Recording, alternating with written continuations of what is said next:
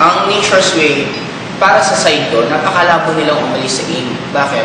Unang-una, first time ng Nature's Way na naghanap ng kapartner na networking company na natagpuan nila is AIM Global.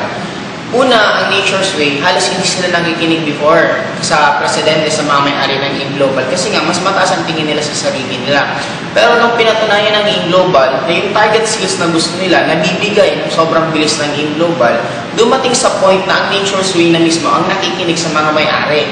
Just imagine this, paano aalis ang Nature's Way sa AIM Global kung ang C24 mismo ginawa ng Nature's Way exclusively lang para lang sa AIM Global. Ibig sabihin, ganun kalaki ang tingin sa atin, ganun tayong kalakas sa Nature's Way na kaya natin mag-demand mismo sa kanila. Just imagine, there are billion-dollar companies, big time sila sa United States, tayo nasa Philippines, nagsisimula pa lang tayo sa networking company, pero bakit sila sumusunod sa atin? Ganon kalaki ang tiwala ng Nature's Way mismo sa AIM Global. Kaya gumawa nga sila ng produkto na exclusive lang sa atin.